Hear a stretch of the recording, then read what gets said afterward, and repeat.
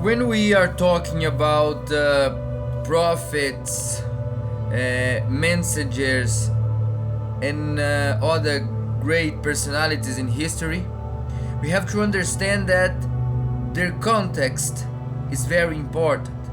That is, let me give you an example. Among the many figures of history, there are two that really get my attention. And they are Siddhartha Gautama, the Buddha, and Jesus Christ. Interesting because they were alive in different times in history. That is, the Buddha lived around 400 years before Jesus Christ, and in completely different areas of the planet. The Buddha happened in India, and Jesus happened in the Middle East. And that is something to think about because their trajectories, their lives were different. But the core message of both of them, it's very similar. The thing is that Jesus was in a Jewish context and Buddha was in a Hinduist context.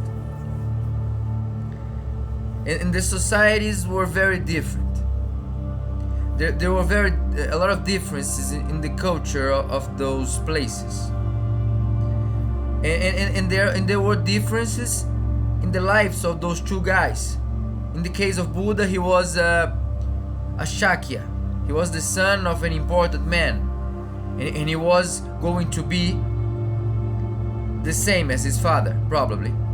And Jesus was a son of a carpenter, as we know it so far. But we do know that he wasn't rich or a great personality back then. But Buddha, on the other hand, was a prince and had family and everything.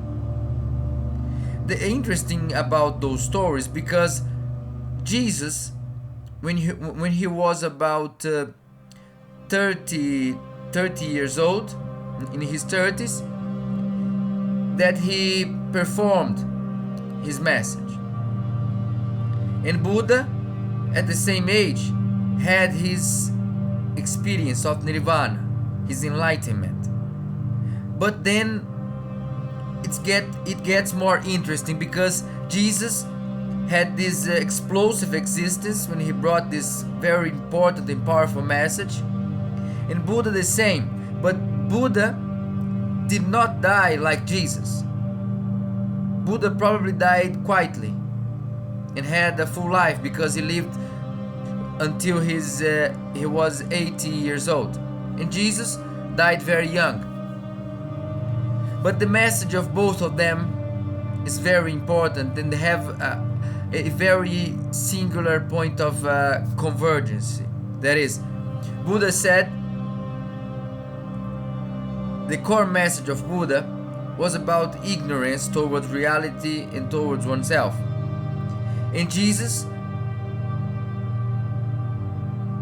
said basically that love should be the answer. Of course, the context builds the difference between those guys and their messages.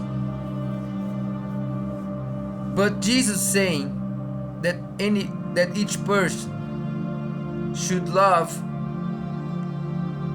his fellow humans in the universe as one loves oneself. He is saying the same thing that Buddha was saying, but in a different way. Because when love is the answer, there is no separateness, there is no violence. And when Buddha says that we are in a state of ignorance towards our actions, we are also believing in separateness. We are believing in violence. That's something to think about, my friends, because their messages are different. But, for example, in the Noble Eightfold Path told by the Buddha, a very important part of that process is the conduct of the individual, in that he should perform a conduct that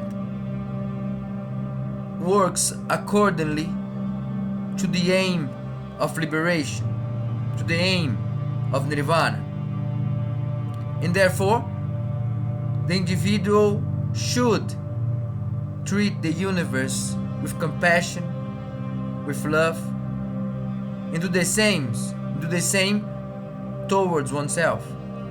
And Jesus, he said that love would be the answer, but a love so big that it would spread to everything and everyone in the whole universe. So if those guys were to talk to each other, I believe they would agree in a lot of things. Because if we assume that both of them achieved liberation, they would agree finally, because they would be able to go beyond concepts like God, concepts like attachment and all that. Well, of course we don't know for sure what would happen if they were to meet and all that, but we can abstract from their messages. We can take from their messages the core, the aim, and that would be love. Love towards the universe and love towards oneself, completing the cycle of no separateness. But Jesus regarded the universe as his father, and Buddha regarded the universe as attachments. And so Jesus would be attached to the notion of God and Buddha wouldn't be. But that's the tricky part, because if love is the answer for both of them, it doesn't matter if there is a God or not, or if there is nirvana or not,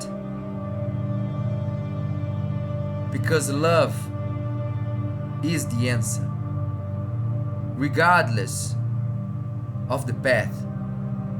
After all paths goes to the same place. After all, everything is Mandala, and we are one.